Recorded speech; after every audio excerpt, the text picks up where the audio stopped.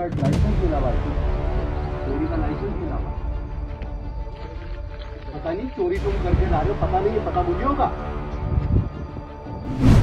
चौकी पे एसओ को 2 बार फोन कर दिया, कह रहे साहब हम चीता भेज रहे हैं। पैदल भी आता तो भी विकास नगर से आप तक पहुंच गया होगा। आप जितने भी ब्लाइंड मोड़ है ना, उनको जरूर आप हटा देना, क्योंकि यहाँ से अब गाड़ी आती तो गाड़ी दिखाई नहीं देती है, गाड़ी दिखाई देनी चाहिए, गाड़ी छूट जाती है उसमें अक्सर। उत्तराखंड में जहां जनता सड़क पर सवाल उठाती थी, अब वहां खुद विधायक मोबाइल कैमरे लेकर मैदान में है। कहीं अवैध खनन के खिलाफ विधायक स्टिंग कर रहे हैं, तो कहीं घटिया निर्माण पर खुलकर हल्ला बोल रहे हैं, और वो भी अपनी ही सरकार के खिलाफ।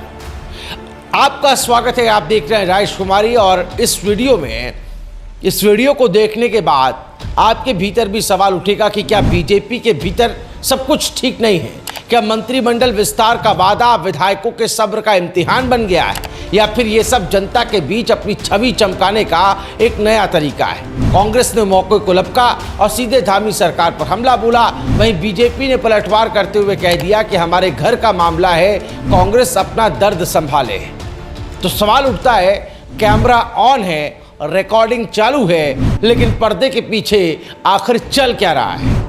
आइए आपको दिखाते हैं इस सियासी स्टिंग ऑपरेशन की पूरी कहानी। इस वीडियो को आप आखिर तक जरूर देखिएगा। पसंद आए तो लाइक और शेयर भी करिएगा, और अपनी बेबाक राय हमें कमेंट कर बताइएगा।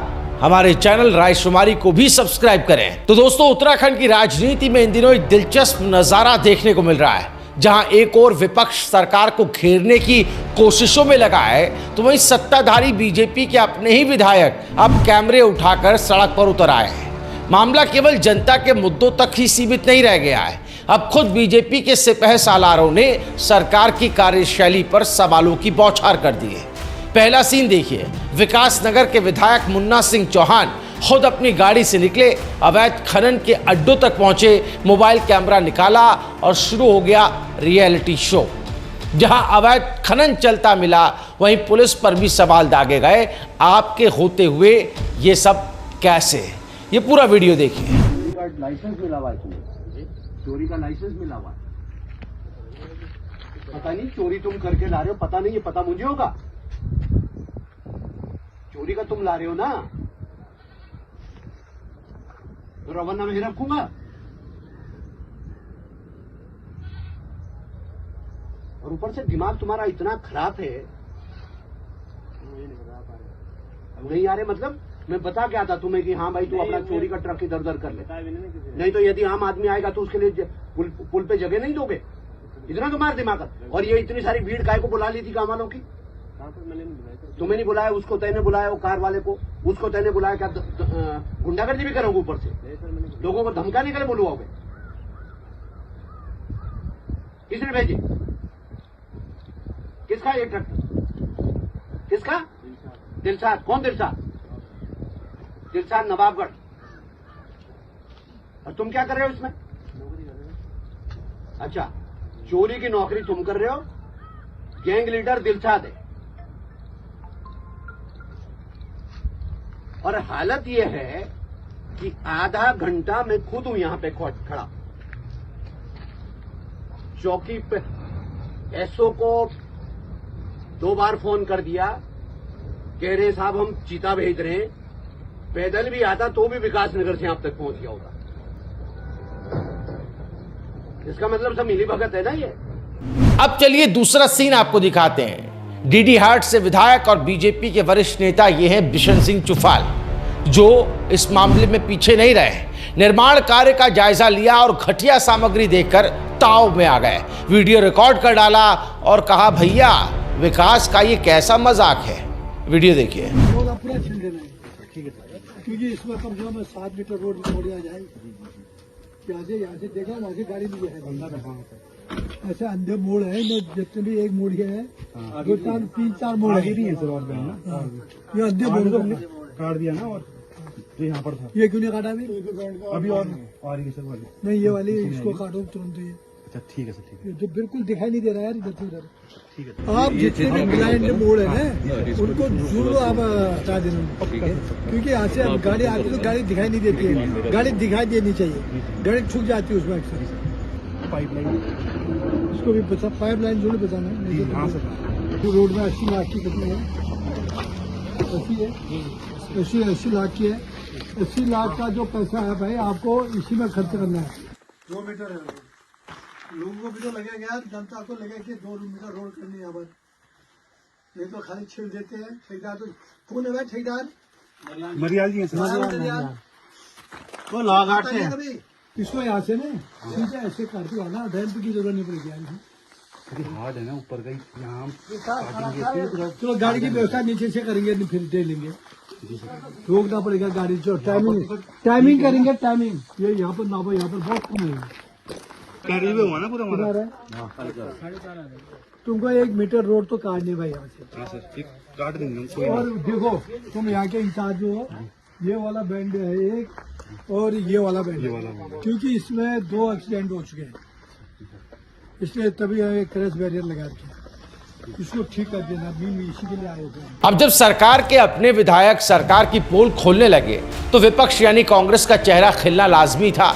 उत्तराखंड कांग्रेस की तेज तर्रार प्रवक्ता प्रतिमा सिंह ने चुटकी ली, कहा कि बीजेपी के विधायकों का सब्र का बांध टूट चुका है। धामी सरकार बार बार मंत्रिमंडल विस्तार का लॉलीपॉप दिखाती रही, लेकिन असली मिठाई आज तक नहीं बटी।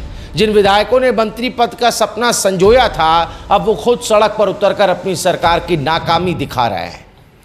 प्रतिमा सिंह ने तीखा हमला करते हुए कहा कि सरकार अपने ही लोगों को ठग रही है, और जब सपनों के महल बिखरते हैं तो दिलों में बगावत का सूरज उगता ही है। अब बीजेपी भी भला चुप कैसे रहती। प्रदेश मीडिया प्रभारी मनवीर चौहान ने कांग्रेस पर जोरदार प्रहार करते हुए कह दिया कि मंत्रिमंडल विस्तार का मामला बीजेपी का अंदरूनी विषय है, कांग्रेस को क्यों दर्द हो रहा है। बीजेपी के विधायक मंत्री बनेंगे या नहीं, ये तय करना कांग्रेस का काम नहीं।